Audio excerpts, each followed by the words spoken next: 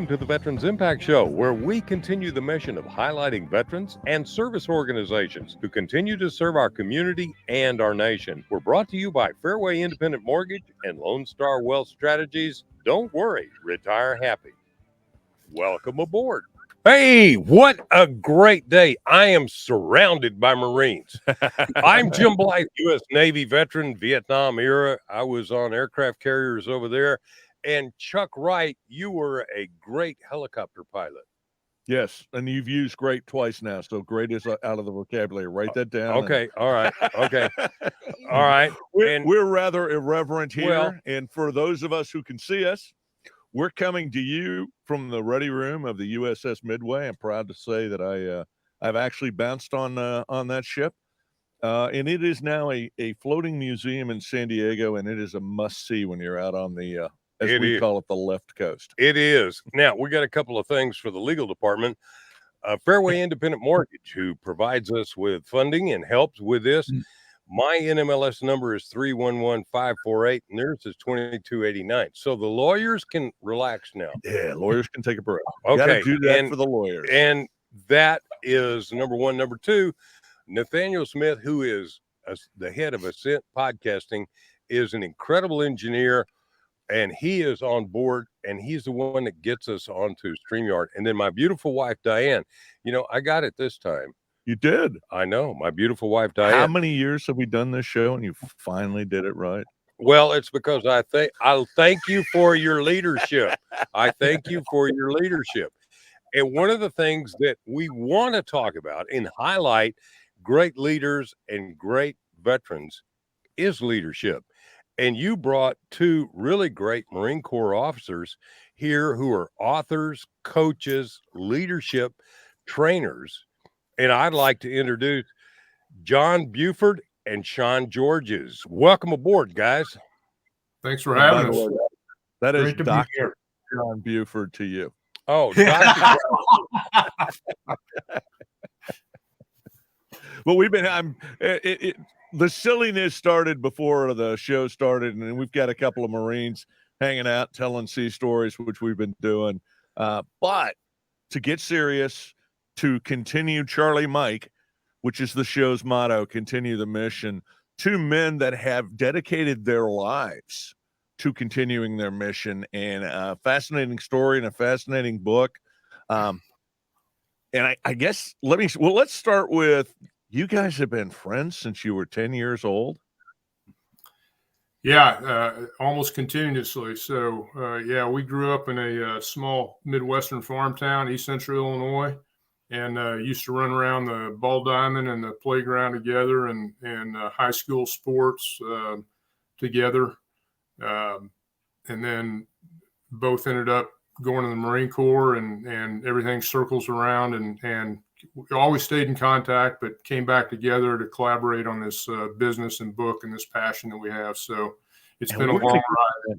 Just a second, but you did not get into the Marine Corps the same way. You went about it very differently. And so let's talk about that. And then we'll let Sean talk a little bit and talk about what it was like to be a proud member of the Naval Academy. Sure. Both my grandfathers were World War II veterans, and when my maternal grandfather was an Army colonel in 3rd Army, and he was like a father to me. He was my father, essentially. And when we buried him at Arlington National Cemetery, I was 15 years old, so it was a big deal. I looked up to the rifle detail, and there was a Marine Lance Corporal there in his dress blues, and I just looked at him, and I said, I want to be that guy.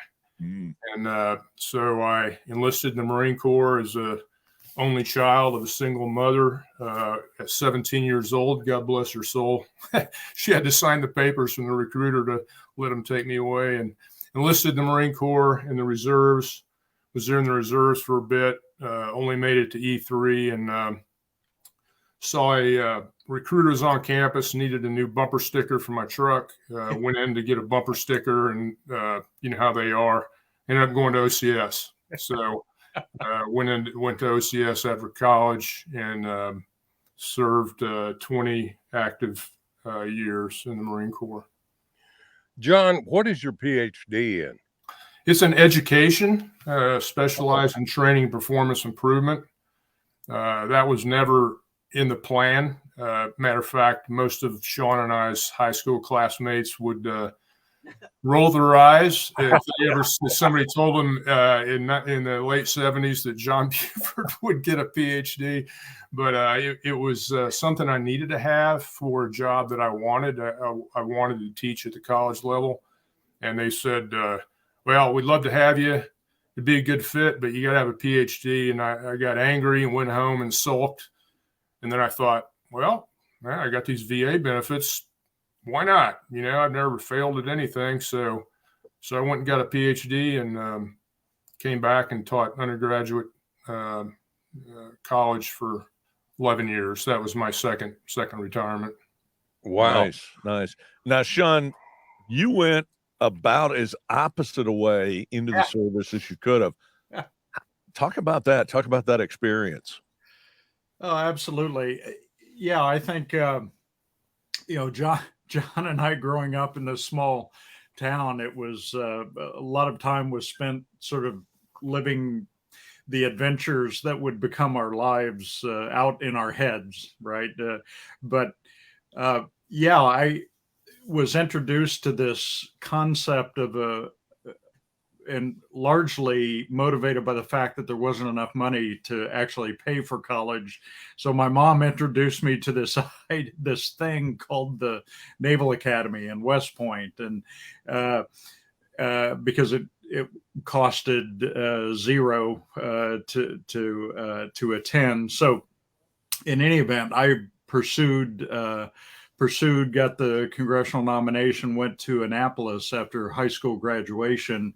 And of course, John had already peeled off and he had enlisted in the Marines. And it seemed that I was always kind of chasing John's example, and he was sort of leading the way in at many points in our life. But yeah, and then realized, of course, the added benefit that although it's not often discussed, that the Marine Corps is a part of the Department of the Navy. So 15% of the graduating class could compete for a commission in the Marine Corps, and I went after that. 1983, took a commission in the Marines, and the rest followed. I ended up going to law school, became a JAG, and got to serve in various locations as a JAG in the Marines, got an advanced law degree in operational law of war, and helped to advise commanders along those lines. Left the Marines as a major, and that's when that powerful transition John and I both had to make, as every service member has to do, that just really powerful transition you have to make from that world and that community to the civilian world. And it's funny, that experience ended up being something that really was kind of at the heart of what led to this book, John and I discussing our transitions. Sean, Chuck has made a point many times about the opportunities afforded to our military. And you talked about the JAG Corps. Chuck, you've talked about that a number of times, and how you were a recruiter and you went to the law school and you said, hey, you want to practice law? I mean, basically, this is a great opportunity. So after flight school, it's not uncommon for pilots to get 3 weeks worth of TADOSO duty, which is temporary additional duty in the officer selection office. So for those that don't know Marine acronyms, but yeah, I got there and it was kind of an odd time of year, and kind of was, what do we need? And we're, for most part, we stand around and look good with a brand new pair of gold wings on, and that's all they expected from us. And so they said, well, we really need lawyers.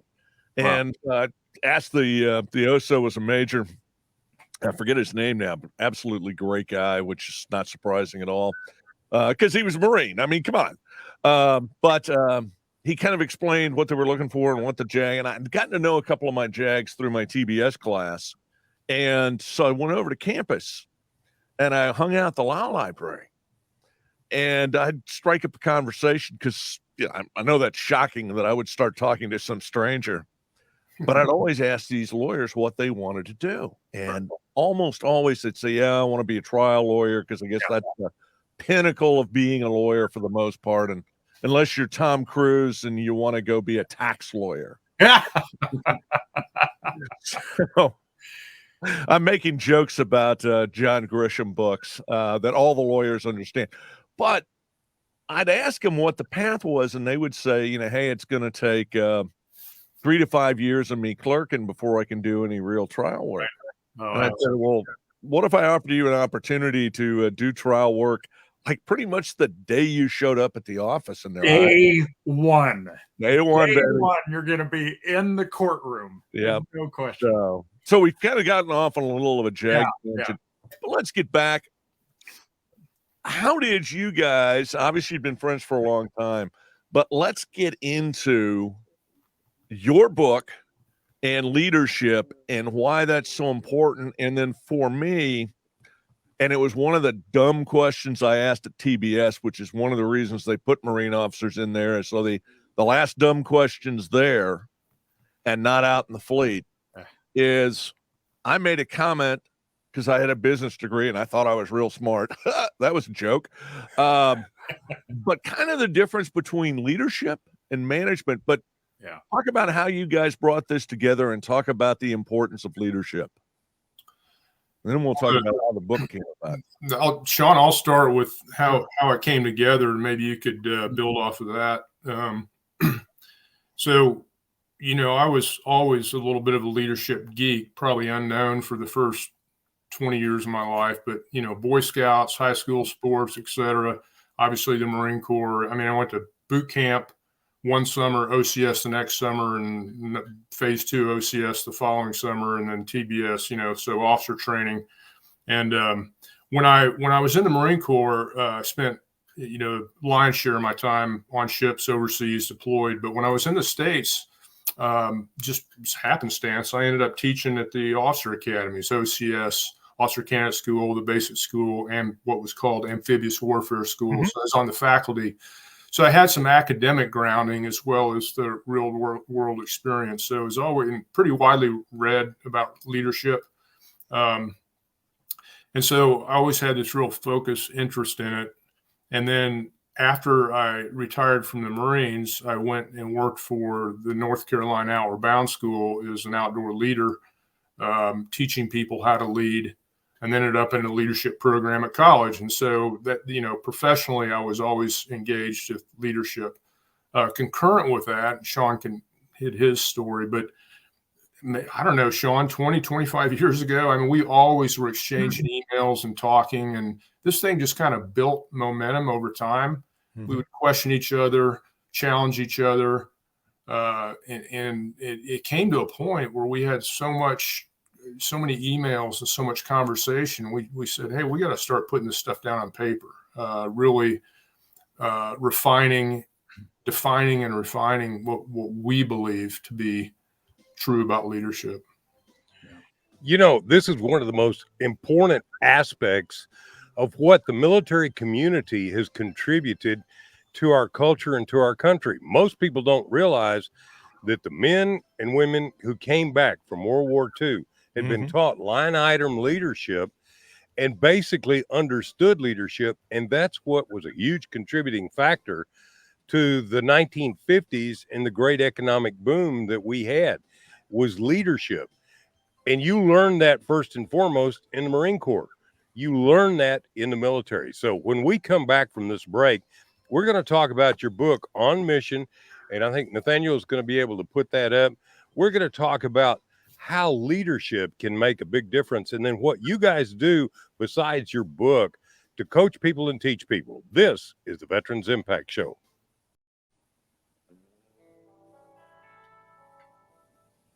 Welcome back to the Veterans Impact Show, and thanks to our sponsors, Fairway Independent Mortgage and Lone Star Wealth Strategies. Now let's continue this great conversation. Well, Chuck, we've got a great conversation going with John Buford and Sean. This is tremendous when we're talking about leadership. And one of the things that I saw in their website is talking about their mission to equip and support leaders committed to their own leadership development.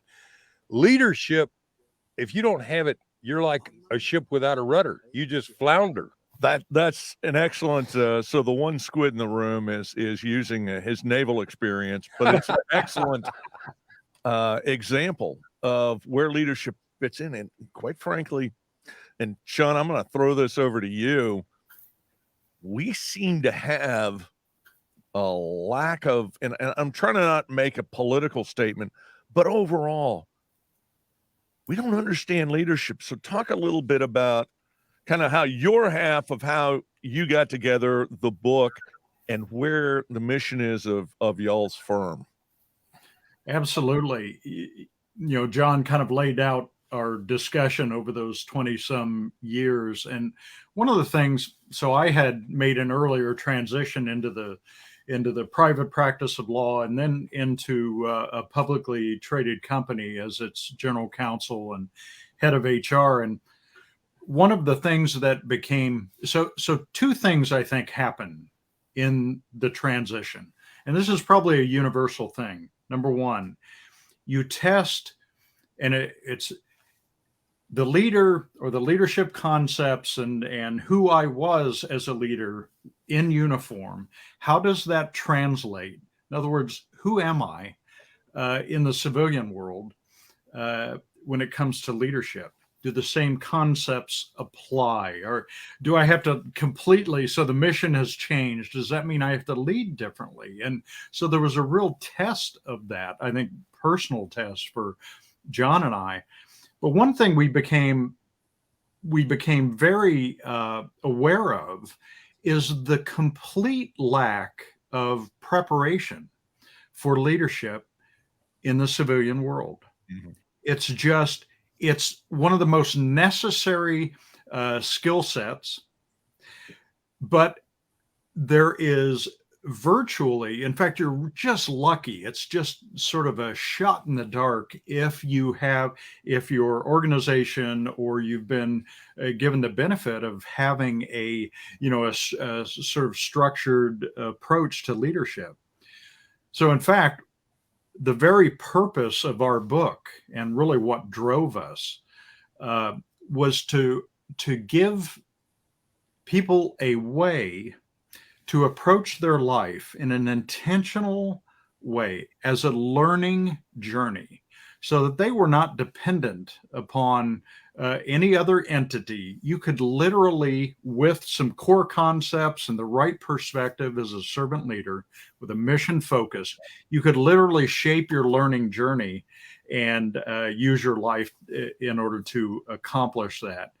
So, sorry, I'll take a breath now, but no, you're doing great. Right. And give us, and we've thrown it up for our viewers to see, and a quick bit of explanation. We take these breaks because we also go out on TV and on radio. And while our Facebook and LinkedIn and all of our StreamYard viewers, they don't actually see the break. Yeah. Those guys put their own breaks in and put their own commercials in, and it'd be really nice if some of them would pay us, but that's a whole nother story, and we'll get into that later. But talk a little bit about, what I was going to ask you to give us the website. We've got it up, and it's in the chat box for anybody who wants to look it up, but give us the website and talk about On Mission. The website is onmissionleaders.com. And we formed kind of concurrently, I think, with starting writing the book. We formed a little LLC just as a place to as a landing spot for people. Made a website, and we both coach, we both do programs, we both do public speaking, and a lot of that is independent of On Mission. We've been doing that for years. once the book came about, that became kind of a call for others. We've really found it a useful tool, not only to refine our message, but also to communicate and express to others what we do and what we believe. And All right. so, Let me interrupt you because we're going to go to a break. We want you to know that you can go to onmissionleadership.com. Leaders, not leadership. Leaders.com. The book is also on Amazon, I'm assuming. Yes. Yeah. Okay. And I'll tell you what, let's take a break. We'll be right back. The Veterans Impact Show, we're here for you.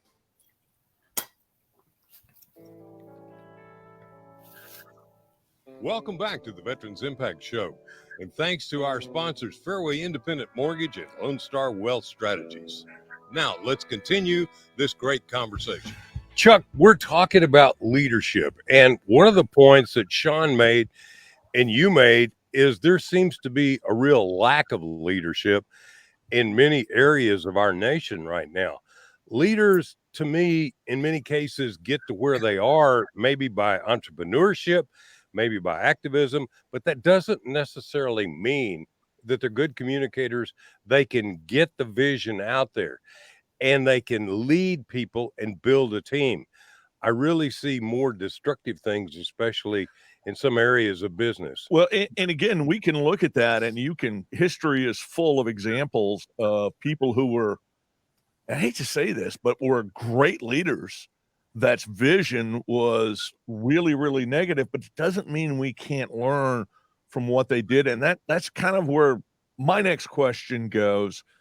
One of the things that you talked about the book and why the book is important, as opposed to thinking about leading some large organization or some great movement, and all of that's fine. But you talked about an individual taking ownership of their own leadership. And would you expand on that a little bit? Yeah, I think there are a couple of things that John and I have sort of learned through our engagement, both in the military and civilian world. And the core, let's see how best to put it. The core concepts regarding leadership are simple. They're not easy, but simple. And the things we learned first week of the basic school when they said they were throwing around that phrase, do you remember? Leaders eat last. Leaders eat last. Yep. And, starting to wrestle and grapple with that. Well, one of the things the Marine Corps has embraced, and what I've learned is really at the heart of every authentic leader, is that leaders serve. Lead is a verb.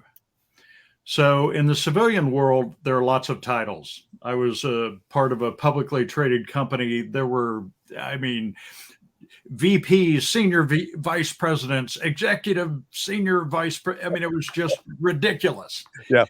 Now, the question as to whether any of them at any point in time was actually leading, meaning to influence another person with respect to their actions and their commitment in support of a mission, kind of the definition of leadership. Whether they were actually leading at any moment is a whole separate question, but they had a title.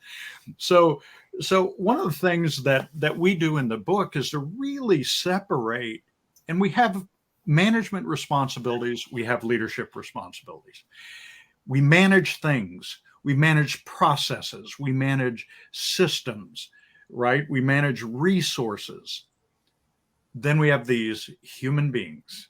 That's where leadership can come in. And that's what, we're not saying one's better than the other. You have to do both. Right.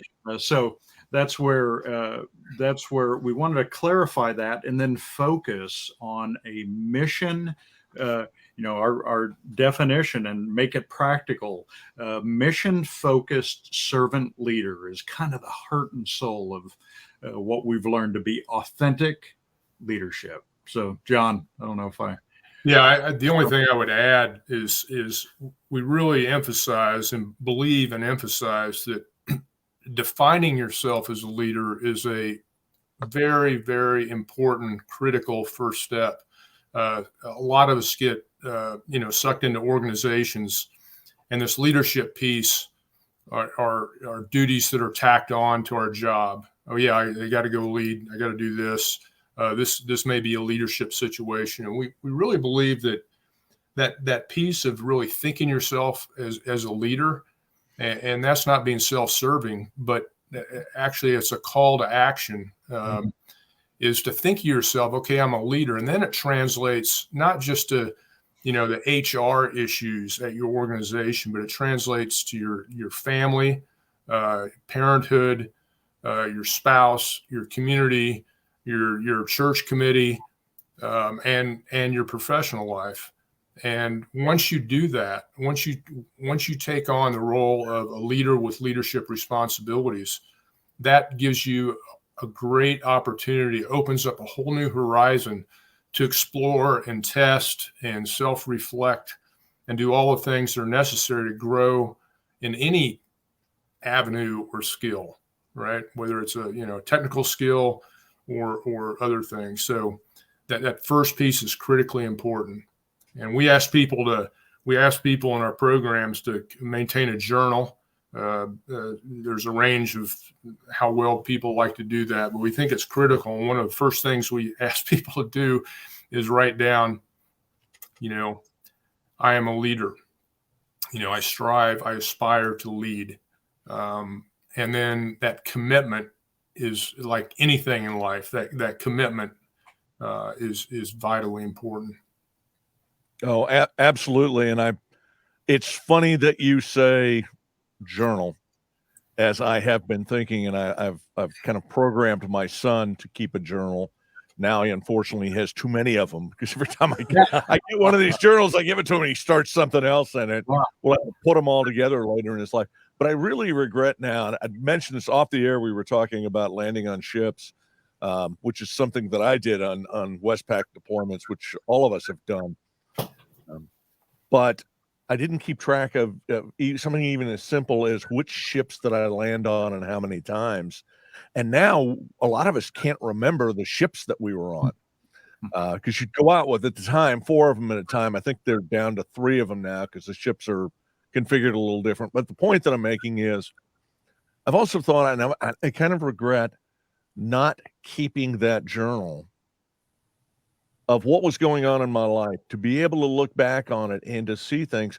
But you're talking about specifically doing it, targeting leadership growth and how valuable that is. And I want to come back to 4 words that you all said: mission-focused servant leadership.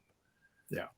And that is so important. And what's odd, I mean, let's be candid. We're in the 21st century. It's a very touchy-feely time in the world. We care about feelings almost more than we care about results. And I think that's a little bit of a problem. And I think part of that is a lack of mission-focused but servant leadership, people putting themselves second. Well, you have to have a balance. Yep. Now, we all think, because you were involved with the golf tournament that basically is named for one of the greatest Marines that people think of, but he's thought about in the movie as the guy who's screaming in some poor boot's face. Okay, so for those who don't know, we're talking about Arlie Ermy, whose birthday was yesterday. So happy birthday, Arlie. And the movie is Full Metal Jacket. All right. And a lot of people think leadership, I mean, Peter Drucker, I think, wrote a great book called The Peter Principle. And a lot of people get elevated in corporations or businesses or voluntary or military, whatever, into positions that they're not capable of doing. So they go to the decibels of their voice as their leadership communication ability. And I think one of the biggest things is you've got to have a vision. You've got to have the character. You've got to have the skills of communication, and you've got to have the relationships. And if you don't have the servant leader mentality, what you're talking about, then you're not going to have the relationships with your people.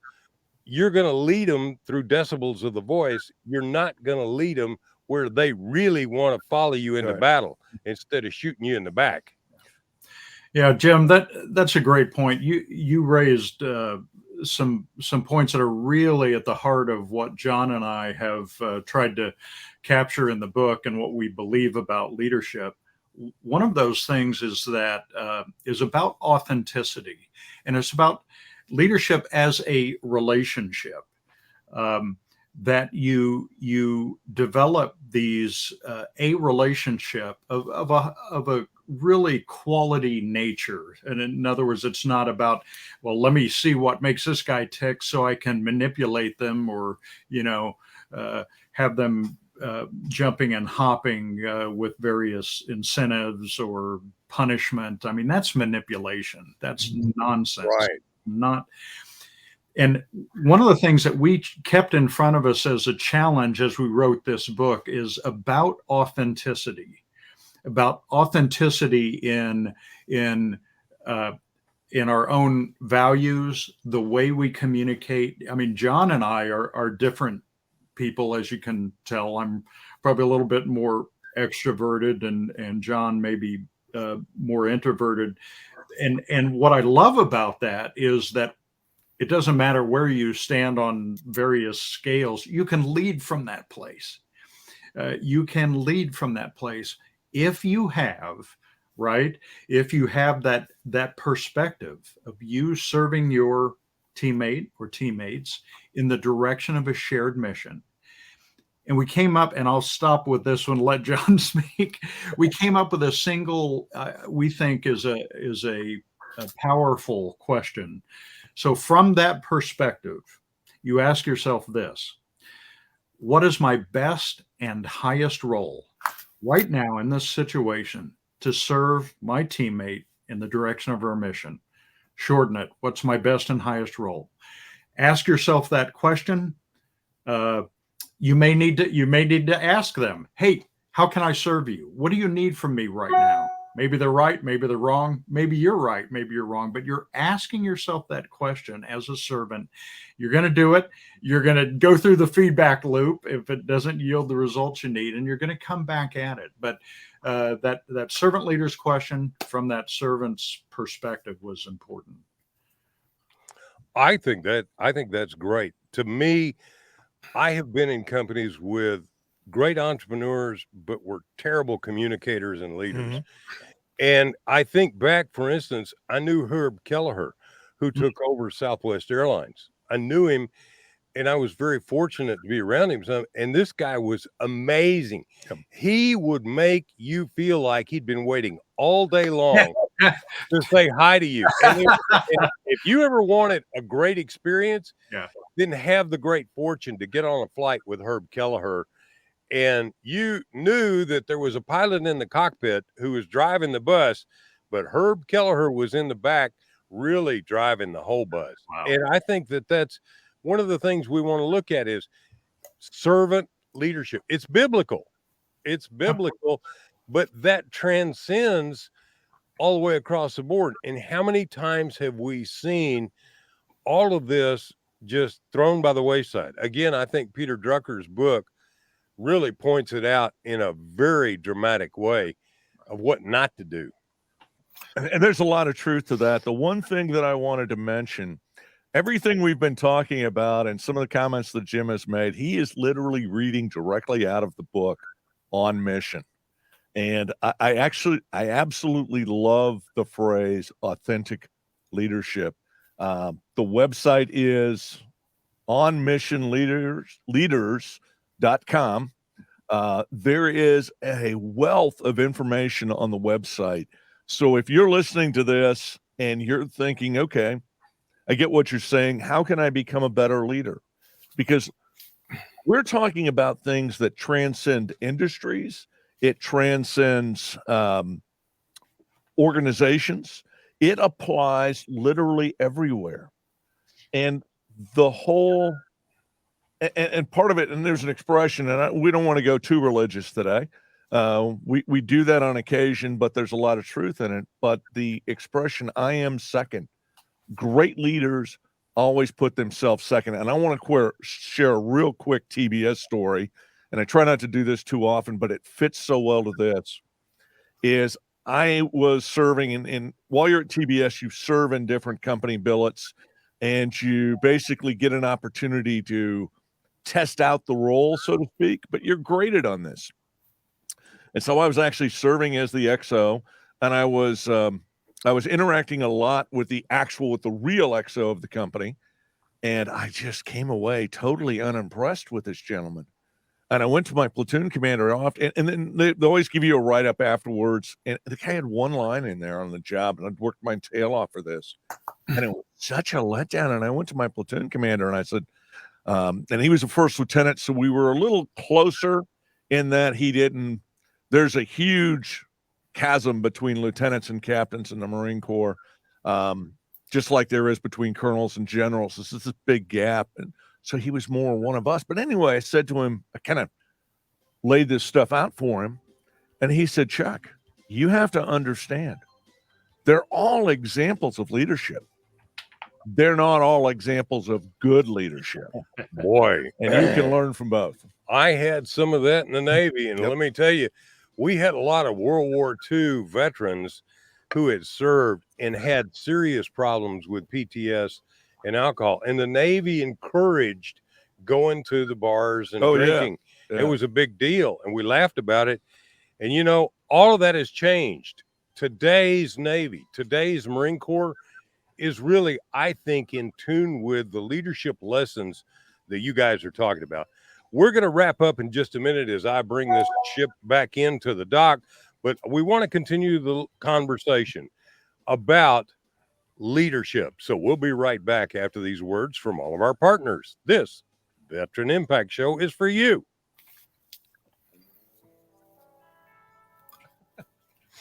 Welcome back to the Veterans Impact Show. And thanks to our sponsors, Fairway Independent Mortgage and Lone Star Wealth Strategies. Now, let's continue this great conversation. Hey, Chuck, I got to tell you, this is a great, great conversation. I want everybody to share this, get it out there. And one of the other things that I think is so great, this is an example of the kind of leadership that the military trains young men and women. And, you know, I was talking with my good friend, Woody Beale, Admiral Beale, and we were talking. Name dropper, you. And I was we were talking because Woody and I have become close friends. He was talking about the Ukraine situation and the Russians. And he said, do you understand, Jim, who really leads the Navy? And I looked at him and I said, yes, sir, the chiefs, the senior enlisted. And he said, that's right. And he said, the United States military has developed leadership throughout the ranks to be able to be what it is today. And there's probably no other country in the world that has developed leadership in the enlisted ranks. He said, especially the Soviets. The Soviets have a real problem with that, and it is a major problem that one of the reasons the Ukrainians are basically with inferior weapon systems. Well, they're getting better and better now, but kicking their butts. And so we are very close to the end of the show. I'd like to ask both Dr. John, and I was listening to a little Dr. John this morning, and Sean to give us some final thoughts before we introduce next week's guest, and then close with our prayer. Sure. I think if there's anything, the one thing that really stands out to me that's really helped me over the years is this notion of balancing mission and people. This is a message that Sean and I have really consolidated on. You know, the old question, what's more important, mission or people? It's a false dichotomy. It's both.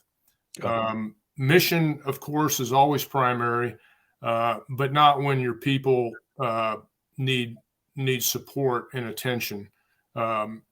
Mission and people are equally important.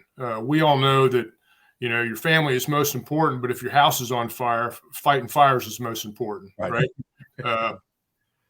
And that's the way it is. You know, it was in the military. And when I came to the civilian world, I had to wrestle with that. And that's where we landed on that. So I would just encourage folks to see those two things as co-equal in importance. Sometimes you spend more time on one than the other, but you're never going to accomplish the mission without people. And you can get so sucked into deft HR issues, you never get to accomplishing the very task the team was designed and formed for. So false dichotomy. It's not mission or people. It's both. Okay. 12 hours a day. Where can we get your book, and tell us your website and tell us what the book is, because that's really important. Excuse me for interrupting. No problem. On Mission, Your Journey to Authentic Leadership. It's available everywhere. You can get on Amazon, Barnes & Noble, probably some brick and mortar stores. You can also download the audio through Audible. And Kindle. Yep, it's Audible and Kindle. You can contact Sean and I through our website, onmissionleaders.com. Our email is on there, and we'd love to talk to everybody. We're not just out there scraping the branches to try to get business. We like to talk about leadership, and so I'd love to hear from you. Great conversation. Sean, you've got 60 seconds. Yeah. You cannot lead without love. And we're not talking about the soft, fuzzy coddling thing. We're talking about leadership has to come at some level from a genuine concern, an authentic concern for your teammates. And that's another principle. The principles are simple. They are sometimes hard to apply, but necessary. And you have to go on your learning journey in order to get this, to make this a part of your life. And we need you to lead in your life. Gentlemen, absolutely love it. I wish we had more time. Well, we'll bring these guys back again because absolutely. We had a lot of fun. I want to say thank you for being on board, guys, and thank you again for all you do. Next week, Admiral Michael Manzer. He served in 1983 to 2017. He is a veteran, a VP with Boeing. He is our guest next week. And Woody Beale's going to be here too, because the two guys flew together. Cool. All right. I want to say a quick prayer. Lord God, thank you for protecting our active duty military. Thank you for protecting our first responders. And thank you for protecting our veterans who lead in our community. Thank you, Lord God, for all they do. And thank you for reuniting our nation. This I pray in your holy name. Amen. Thank you for being part of our Veterans Impact Show, and thank you for two really great Marines. What a great day. The Veteran Impact Show will be back next week.